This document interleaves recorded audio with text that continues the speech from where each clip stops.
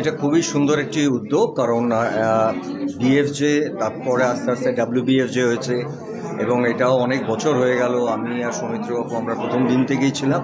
আর বিএফজে তো মানে আমার জন্ম থেকেই শুনে এসছি। আমি খুবই লাকি যে আমার প্রথম ছবি ছোট্ট জিজ্ঞাসায় আমি বিএফজে অ্যাওয়ার্ড পেয়েছিলাম বহু কাল আগে, তখন আমার 5.5-6 বছর বয়স। তো আমার খুবই ভালো লাগছে, কারণ আমি যেটা বারবার একটু আগেও বলার চেষ্টা করলাম যে ওয়েবসাইট উদ্যোগটা আমার কাছে খুবই একটা আমি বহু বছর ধরেই বলছি, আমি অনেকেই বলেছি, আমার যারা আজকের প্রজন্মের জার্নালিস্ট তাদেরও বলেছি যে আমাদের না একটা ক্লিক করলে অনেক কিছু একসাথে জানার চেষ্টা করলে এরকম কিছু নেই।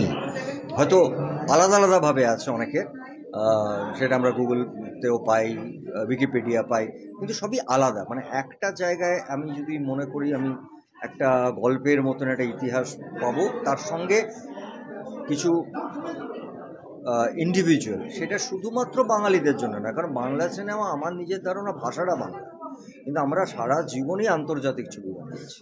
আমরা আন্তর্জাতিক মানের ছবি এখানে আমরা মনে করি যে বাংলা প্রতিষ্ঠা করেছে, যেটা ভাষাটা হয়তো বাংলা কিন্তু ওয়ার্ল্ড সিনেমার লেভেলে।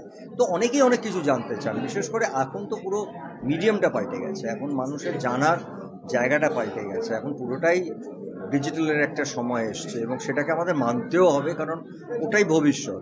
সেখানে এরকম একটা উদ্যোগ, এবং আজকে আমাদের বাংলার বেশ কিছু সিনিয়র জার্নালিস্ট যাদেরকে দেখে আমরা বড় হয়েছি, যাদের সাথে আমরা বড় হয়েছি, তারা এই উদ্যোগটা নিয়েছেন। এটা আমার কাছে খুবই ভালো লেগেছে। এবং যেহেতু এটা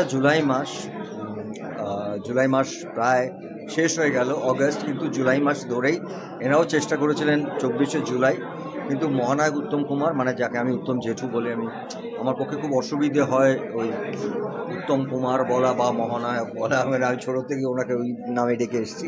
তো ওনার কি আজকে আমরা এই জায়গাটা খুব সুন্দর একটা আলোচনা হলো, এবং আলোচনার মাধ্যমে আমরা অনেক কিছু জানতে পারলাম, মানুষ জানতে পারলেন। আর মহানায়ক উত্তম কুমারকে নিয়ে না আলোচনা যদি সত্যি এখন শুরু হয়, আর শুধু আমাকে একলা বলতে বলে, আমি দায়িত্ব নিয়ে বলতে পারি যে আজকে সন্ধ্যে 6টায় শুরু হলে কাল সকাল 6টা অবধি বলতে পারি। মানে আমার সময় এতটাই লাগবে ওনাকে, তাতেও শেষ হবে বলে মনে হয় না। তো এই মানুষটা, এই সময়টা, জুলাই মাসটা আমাদের যায়, সেপ্টেম্বরে আমরা আবার তার জন্মদিন পালন করি 3 সেপ্টেম্বর। তো আমার মনে হয় এই মানুষটাকে নিয়ে আলোচনা যত করা যায় তত মন ভালো হয়ে যায়।